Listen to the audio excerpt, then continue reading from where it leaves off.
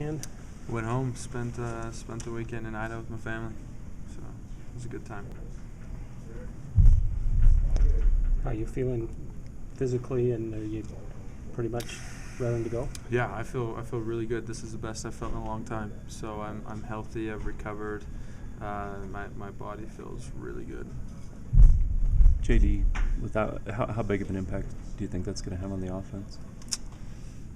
The offense, not so much, I don't think. I mean, JD's a big component of that slot receiver guy, and he plays that really well. But we have a lot of different packages that we can resort to. Obviously, it's going to hurt to miss him or to not have him. He's one of our captains, voted on by the team, and anytime you lose somebody like that, it's going to hurt. But we've made a few shifts and we've made a few adjustments, and we'll be ready to go, and hopefully we can get JD back within the next couple of weeks. Did you guys do much self-scouting when you had a little time over the bye week? And if so, what kind of maybe stuck out as things you need to improve on as an offense? I didn't really do a whole lot of self-scouting. We watched film. We did a lot of breakdown from our Boise State game. We saw areas that we can get better on. But other than that, we've been watching Wisconsin, focusing on what we can do to go into a hostile environment and get a win there. So we just need to continue to execute at a high level. And, we made a few arrangements as far as having JD out, and having a bye week to do that has been really helpful. What have you noticed in terms of how defenses are playing you specifically over the last maybe month and a half that was different from 5 games ago? Mm-hmm. I feel like a lot of it's pretty similar. We've been getting a lot of man looks, and they'll man somebody up and make sure they have somebody to play. What we call is a spill player, but basically what it means is somebody to cover me if I pull and run. So we continue to see that, but now what we're running into is they don't really know what to do to stop our guys on the outside, because they're 6'4", they're 6'5", and Mitch is 6'6", so they're not easy to defend, and so they try to play off, and then we throw underneath routes, and then they come and press, and we throw over the top. So that's kind of the battle that we've seen so far, and basically it just depends on the personnel that we're playing and how they try to stop us. Pretty remarkably, you get to take the program east, you get to take it south, and now you take it to the Midwest. What kind of opportunities come with going to a place like Madison? Being independent has given us a lot of opportunity, as you mentioned, to travel and see a lot of different venues and be in different environments. Going to Wisconsin and playing there gives us a great opportunity to make noise on the national level. They're ranked in the top 25.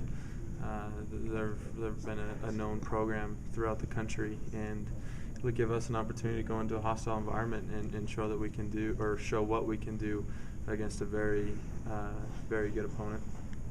In the space of about a month, the way you kind of perceived by BYU fans and others is almost flip-flopped. Is that really gratifying to you? How do you kind of sum that up? I mean, look, it is what it is, and that can change just as quickly as it changed before. So if I based how I felt or how I played on the fans and the media or what you guys said about me, then it would be a constant roller coaster. And I don't worry about that. I worry about becoming my best self and controlling the things that I control. I can't control what you guys say. So.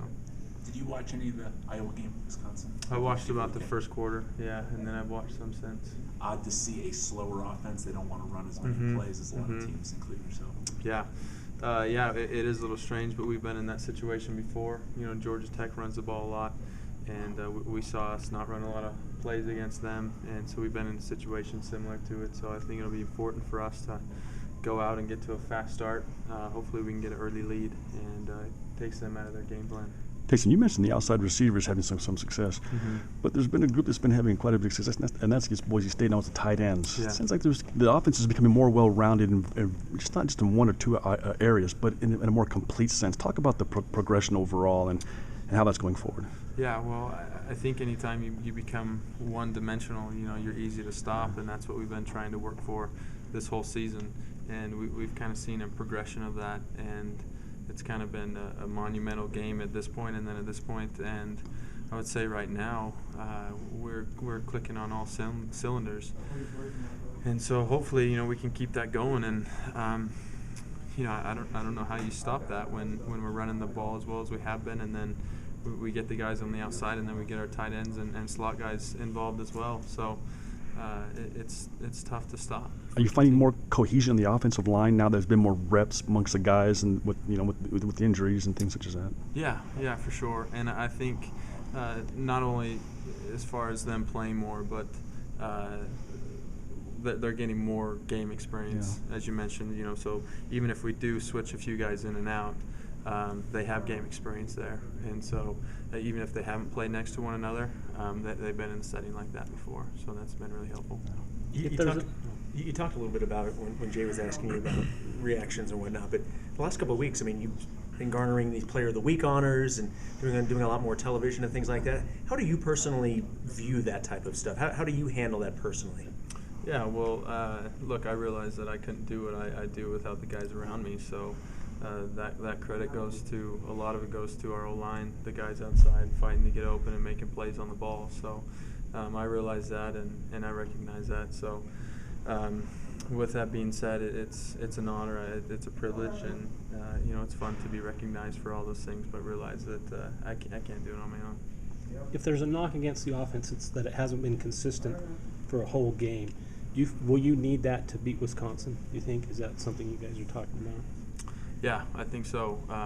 It's going to take everything we have to beat these guys.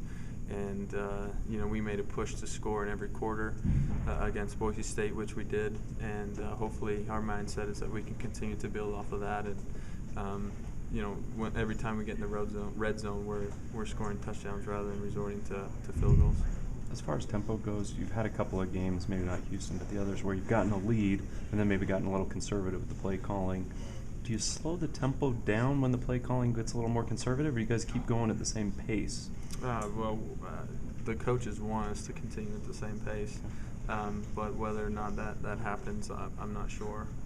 But that's what we're trying to accomplish. When the play calling gets conservative, is it harder to maintain that same pace because maybe you're not having the same type of success or moving it in the same types of chunks?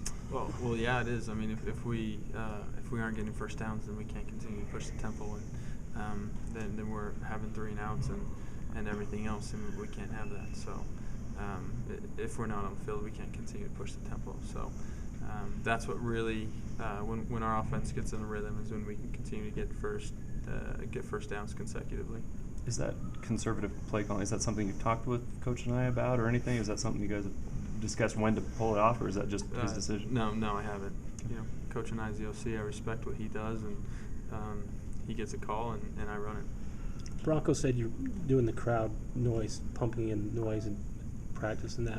Does that really help to get you ready for a crowd like you'll see at Camp Randall? It's going to be hard to mimic any sort of environment like that, but it gives us an idea.